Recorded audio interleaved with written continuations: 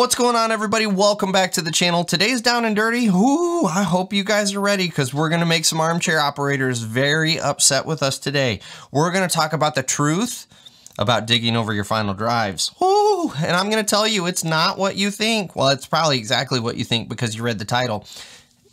It's a myth, guys. So before we go any further, let's break it down. What are final drives, Brian? I'm new to this industry. I don't have a clue what you're talking about. What is this thing? Let's look. So here we have our little Diecast case CX210, and you can see up here at the front, we've got this little wheel here.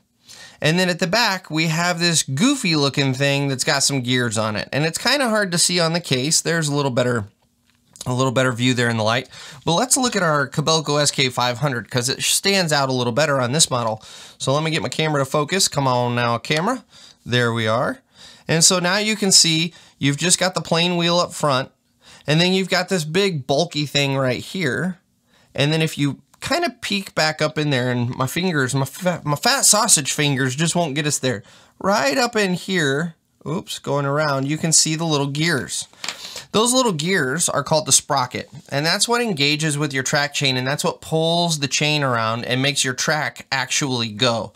The final drive is the actual big part. Come on, focus with me, camera. Is the big part right here.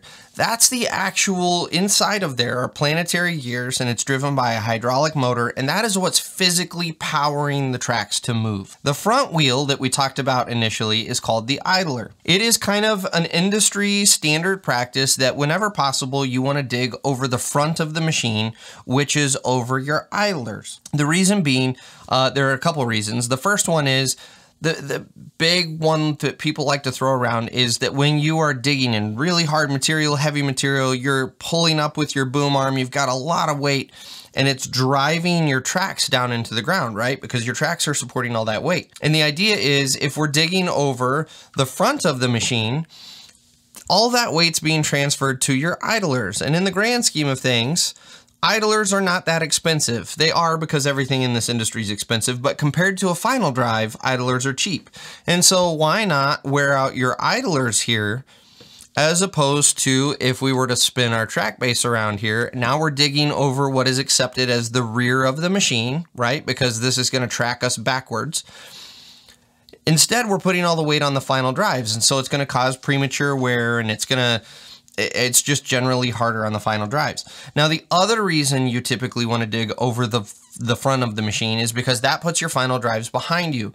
Final drives are a substantial part of the weight of a machine. I don't remember exactly how much weight they are, but they are heavy. I mean, you're talking, 10,000 pounds. These are very, very heavy units. And so if you can put those at the back of the machine, it acts as an additional counterweight, which means you can hoist more when you're digging over the front of the machine. So there are some advantages for sure. I'm not going to argue with you. There are advantages to putting the final drives at the rear of the machine. Now, what you find a lot of times on job sites, when there's just that know-it-all guy that needs to come over and tell you how wrong you are. Or if you're in the wonderful world of YouTube, by God, I can only imagine the comments we're going to get on this video. Because people love to walk up to you with their big neck beard and tell you you're doing it wrong because you're digging over your final drives. I'm here to tell you that's a giant myth. I'm sorry, it is, guys. Everyone's got this anecdotal story about how someone they know somewhere back in the day or somewhere their grandpappy knew someone that had to replace a final drive because they were digging over the final drives. I'm telling you right now, those stories, I have yet to find one actually in the wild. I found them all over in YouTube comments, which we all know are 100% trustworthy in real life. I have yet to find one in real life. That is working 10 years in the industry, about 13 now that I think about it. We're about 13 years deep in the industry. I have worked in the equipment world, and I have been through the shop and talked to a dozen plus mechanics. I actually called around to multiple dealerships talking to mechanics, asking if they had ever physically known someone that changed a final drive because of digging over the final drives. No one can show me a single real life story of someone replacing the final drives because they were digging over them. So I'm sorry, you neck-bearded armchair operators, but it's a myth that you're going to destroy the machine because you dig over your final drives. If we were going to keep this machine for 25,000 hours, we were going to run it into the dirt. I'm never upgrading machines. Okay, maybe not dig over the final drives because you want to extend the life of the machine. And when you're talking that long of a life of the product, that could make a little bit of a difference. But for everyone else that's living in the real practical world in an industry that's driven by production, and everyone on the job site doesn't want to have to wait 15 minutes for you to spin your track base around because now we need to dig behind us for a second. It's not practical. It's not real. You don't need to worry about it. This is not something that you need to be hyper fixated on. In general, you will find in an excavator, you're going to track forward naturally in the direction that you're going, which naturally sets you up to dig over the front of the machine. But there are a ton of times where we're tracking back up onto a pile, or maybe we shuffle behind us because we have to dig for a second, or because of the way we had to manipulate ourselves into this spot, we're digging over the final drives. You don't have to panic, guys. It's not a big deal. It's not going to destroy the machine.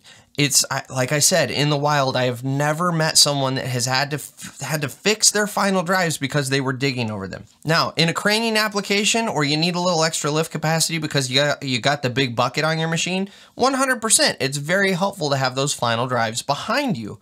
But when it comes to actually abusing the machine, if you will, I can find zero real-world evidence that you are damaging the machine by digging over the final drives. And let's be honest, if we're going to nitpick digging over the final drives, there are a lot of other industry practices that we should probably be addressing first that cause more damage to the equipment, are unsafe for personnel on the ground.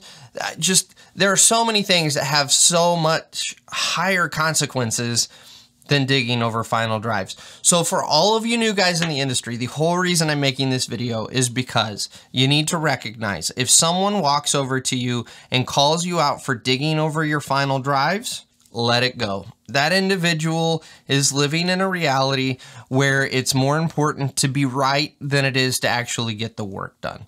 So all that to say, I hope this has been helpful. I hope it riles and gets the armchair operators all frothy at the mouth. I love it. It's so much fun. We'll catch you guys on the next Down and Dirty.